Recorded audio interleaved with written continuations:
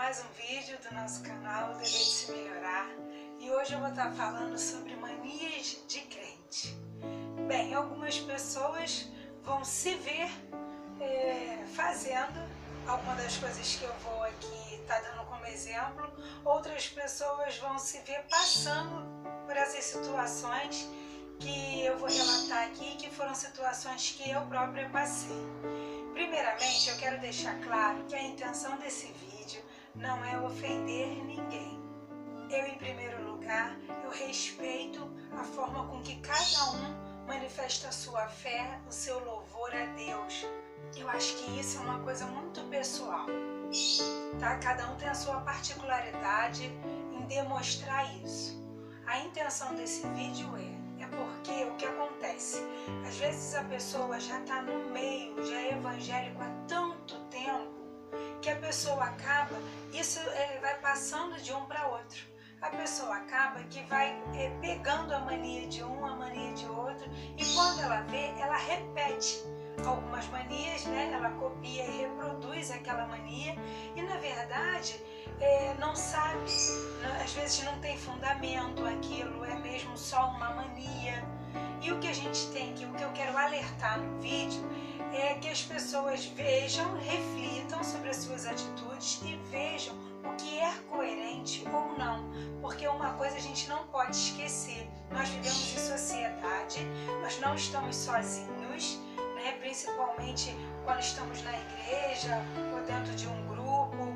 Então, assim, a gente precisa respeitar a posição do nosso próximo. E às vezes o nosso próximo, que está ao nosso lado, ao nosso redor, que não tem o mesmo jeito que o nosso, a gente não tem o direito, às vezes, de impor o nosso jeito de modo a, de repente, incomodá-lo e a gente não percebe. Então, é em relação a isso que eu quero alertar nesse vídeo. Eu vou começar dando alguns exemplos. Como eu já disse, eu mesmo passei por eles. E eu em si, tá? Minha particularidade, eu já sou mais na minha, né? Então, assim, acaba que isso pra mim fica mais gritante, me chama mais atenção. E eu senti a necessidade de fazer esse vídeo porque às vezes algumas pessoas até se veem na minha posição, mas é uma situação muito delicada você falar sobre isso. Então, de repente, a gente compartilhando o vídeo, né, a gente consegue abranger um número maior de pessoas sem magoá-las diretamente. Às vezes a gente falando, ela não consegue entender bem o que a gente está querendo passar. O primeiro exemplo que eu vou estar passando, eu participo, né, vocês já viram em outros vídeos meus, eu participo de um seminário.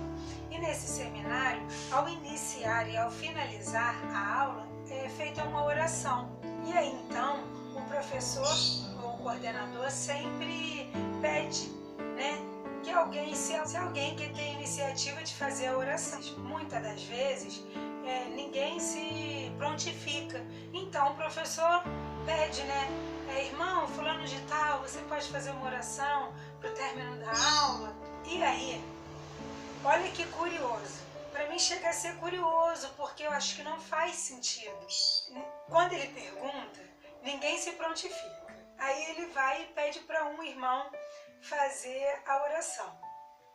No que o irmão vai fazer a oração, quando ele vai começar a oração, a maioria do resto da turma faz a oração junto com ele.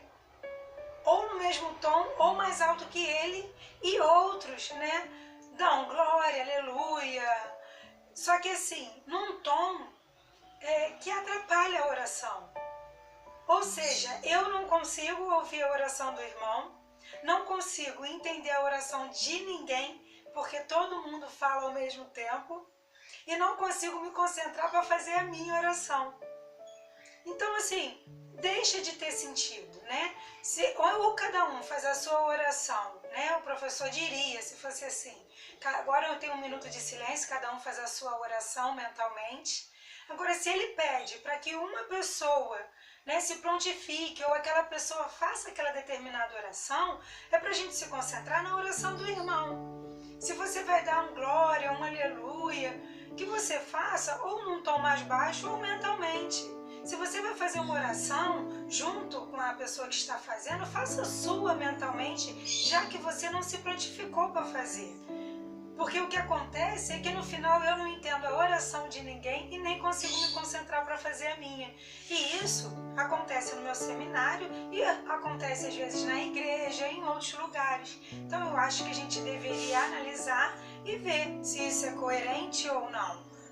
A gente pode fazer a nossa oração, desde que a gente não prejudique, né, o entendimento de quem foi escolhido para fazer a oração, de quem se prontificou, de quem é a vez da oração, né?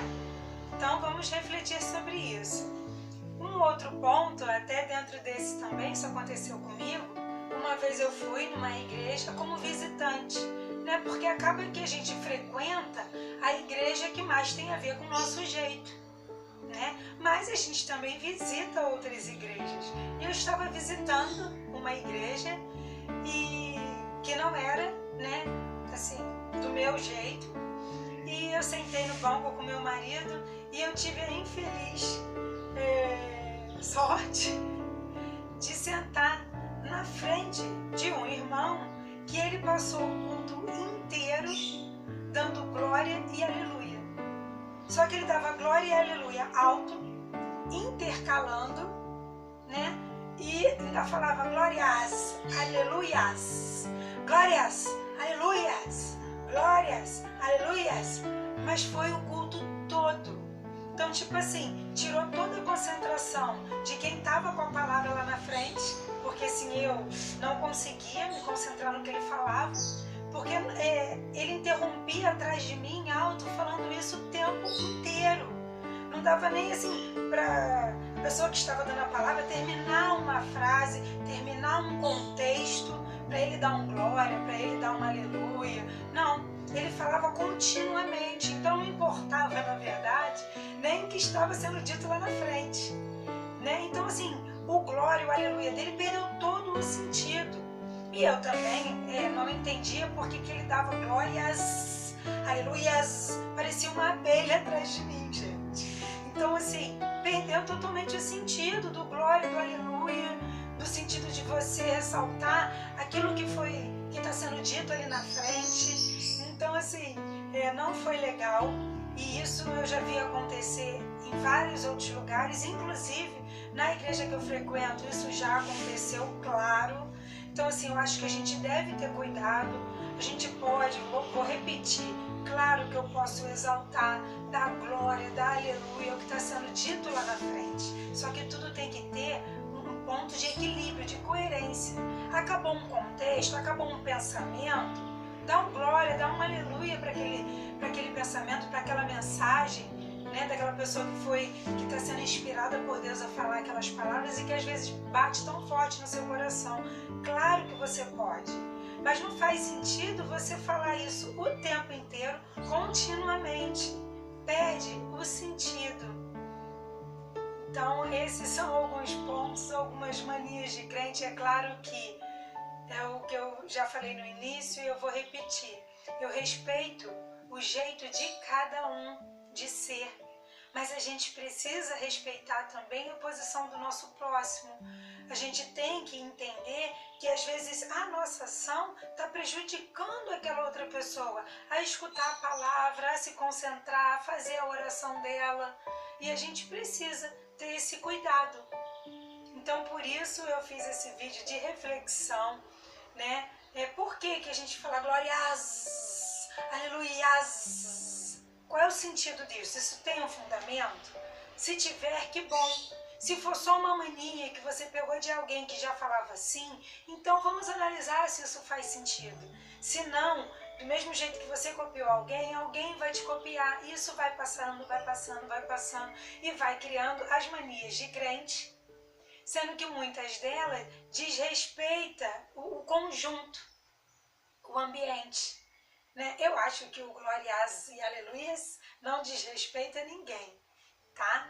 Mas eu acho que se não tem fundamento, a gente deve se policiar, como se a gente tivesse um tique, né? Então, as pessoas, né? Eu já tive com pessoas que têm tique. A minha mãe, então, sempre minha mãe tinha um dentista e ele tinha tique. E a minha mãe, toda vez que ia nele, ela voltava repetindo o tique dele. Porque ela não conseguia parar de olhar para aquilo incomodava ela, tirava toda a concentração dela.